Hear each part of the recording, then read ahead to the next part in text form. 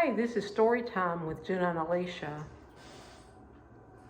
And today we're going to be talking about picture taking with the preacher, my ex-husband and her ex-dad. So take it away, Alicia. So I remember being, I think I was around 11 in this photo. It was, we were trying to get a Christmas picture together to send to our supporters. And my dad sent out a newsletter every month.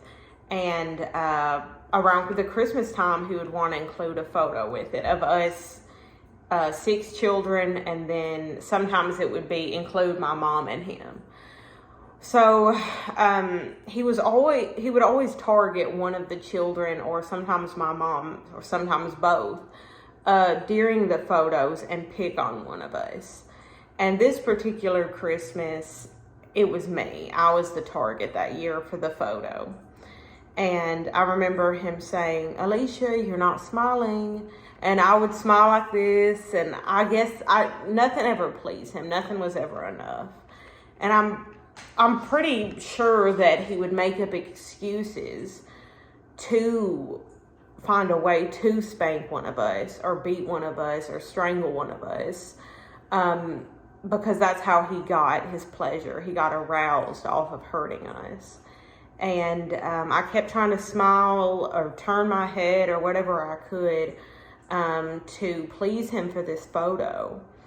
And all of a sudden he stops and he's like, "You got one more chance or you're going to get a whipping," which a whipping is a spanking, what he called, with the belt. And I remember trying to smile. I was so anxious and nervous at that point. I knew that if he didn't like the smile, he was going to, spank me with this belt. So I tried again to smile, and he said, "Okay, let's go." And he snapped and pointed towards the room. He found the belt. I bent over the bed, and he spanked me several times. He messed up my skirt and dress. Well, afterwards, he tells my mom, "Fix her in the kitchen." So I go in the kitchen, and my mom's fixing my dress, and he says, "Now you better smile or I'll do it again." So I had cried and all this from getting hit several times with a belt. And I go back for the photo, and I'm trying, and I'm turning every which way, and he doesn't like it, so he says, "Let's go." And as he's going back to get his belt out of the closet, I hear my mom in the hallway say, "Hey." And I peek my head out, and she says, "Ask for another chance." And I said, "Ask for another chance?" And she said, "Yeah." And I said, "Daddy, can I have another chance?" He said, "You want another chance? Okay, let's go." And I remember getting in the photo with my siblings, and I kind of turned this way and smiled like this. And I remember in that photo I had very rosy cheeks, and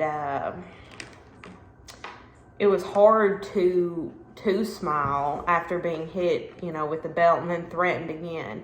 But he was satisfied by that time, and he smiled. He had this smirk about him. The only way I know to describe it is primal.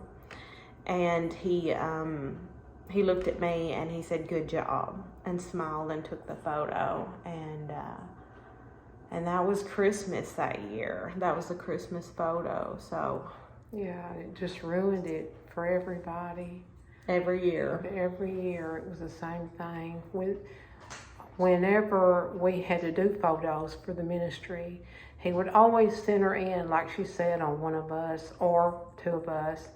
But he always got agitated because I didn't smile very big. And the main reason I didn't is because I was self-conscious of my teeth. Now, he had wonderful teeth, but everybody don't have that. And I've been one of those people.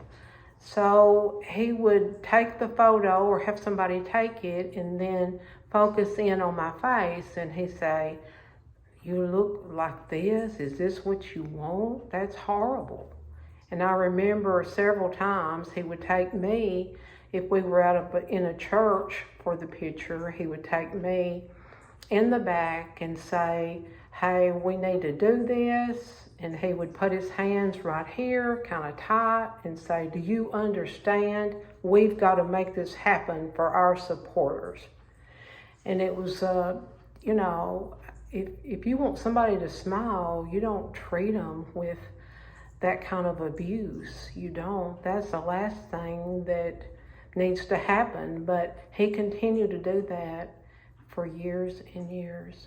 And none of us were able to really smile. I mean, if it wasn't a natural smile. It was always a fake smile.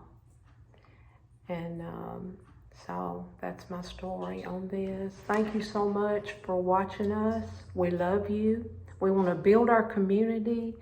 This is the safe place for victims and survivors of abuse. We love you.